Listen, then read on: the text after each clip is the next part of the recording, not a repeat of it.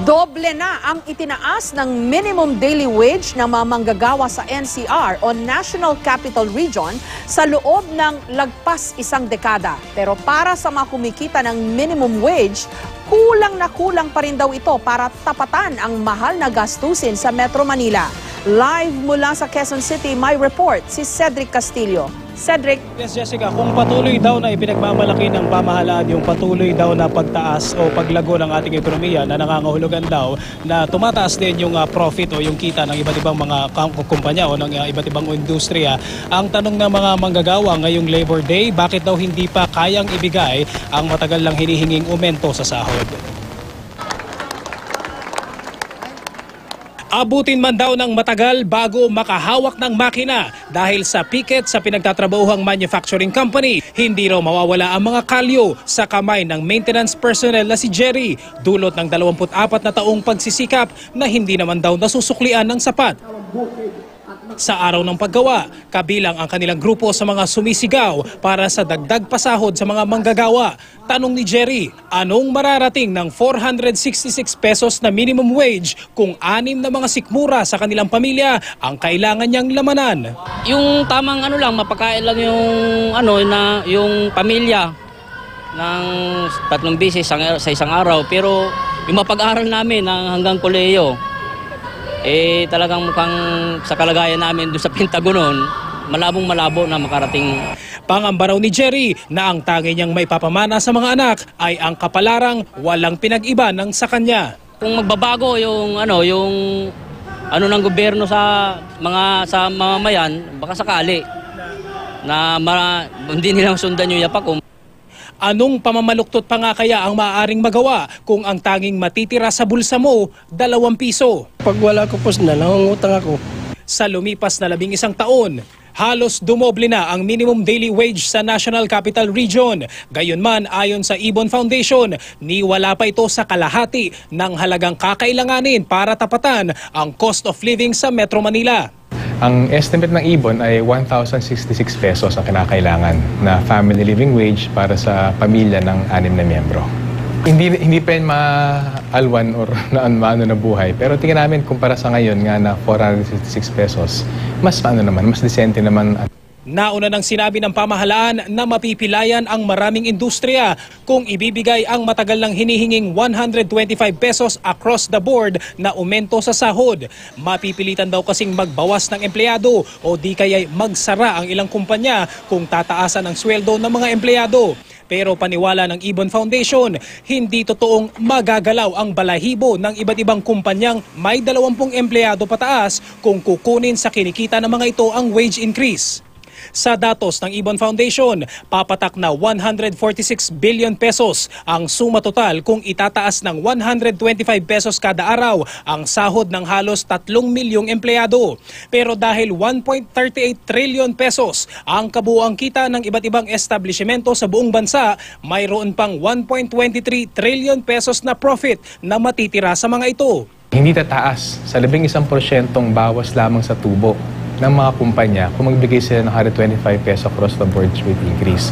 So kayang-kaya nila. Yung dagdag na kita ng mga manggagawa, gagastos nila yan sa local economy at sa informal economy. Ang makikinabang dyan yung mga sari-sari store, mga maliit na tindahan, yung mga tricycle driver.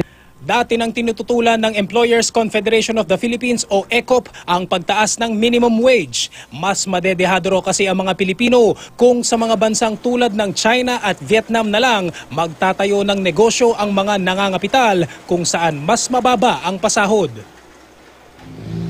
Jessica, sa termino ni Pangulong Aquino ay 3 beses na nagkaroon ng aumento sa sahod mula 404 pesos at ngayon ay 466 pesos na at ito ay may kabuuang 62 pesos na increase, Jessica. Okay, ang problema, Cedric, pag kinompute mo naman sa inflation rate at gaya rin kahit hindi mo siguro i-compute yung araw-araw na nararanasan ng ordinaryo nating mga gawa, kulang talaga yung 466. Tama Jessica, yung sinasabi nga ng mga labor groups tsaka nitong Ibon Foundation yung wage increase natin ay hindi siya kumbaga hindi siya hindi siya kapantay o hindi parallel dun sa nagiging pagiging increase nga dun sa mga gastusin, sa mga oil prices, sa kuryente.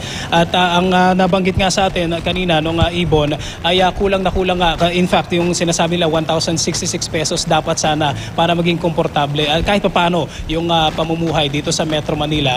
Ito'y wala pa dito sa kalahati yung 466 pesos na daily na minimum wage dito sa Metro Manila. Okay, pero parang panaginip yun na malayo-layo ha, Cedric. 1,066 ang computation ng Ibon. Ito nga lang 125. Hirap na ang mga kumpanya. Siguro, hindi kaya pwedeng, ewan ko kung workable, no?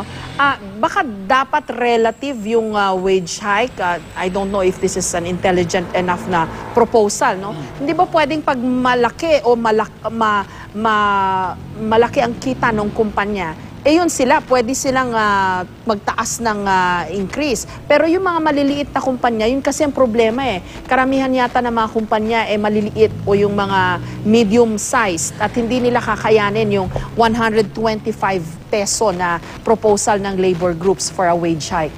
Tama yun, Jessica. Ang sinasabi ng ECOP ay yung may mga companies daw talaga na hindi kakayanin, mapipilitang magsara kung ipapatupad yung 125 pesos. Pero sinasabi ng Ibon Foundation, dun sa kanilang studies, yung mga kumpanya na merong 20 employees pataas, 11% yung makakaltas sa kanila kung ibibigay, dun sa kanilang profit, kung ibibigay yung 125 pesos na increase. Napakaliit daw na halaga nito, sabi ng Ibon Foundation. But then again, I guess kailangan rin makuha yung sides ng iba't ibang mga companies. Pero ang sinasabi nga ng government natin, medyo mapipilayan daw yung ating industriya kung ito ay papatupad, Jessica. Okay, at ang pangamba, baka magsara yung karamihan sa mga kumpanya.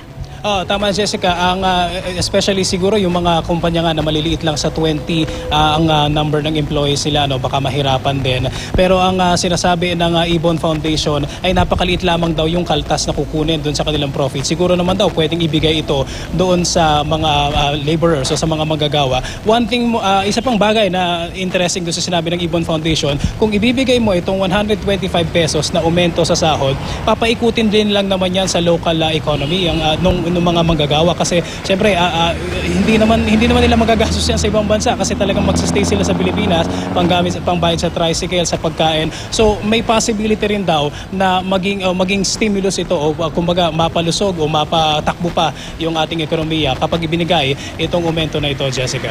Maraming salamat sa iyo, Cedric Castillo.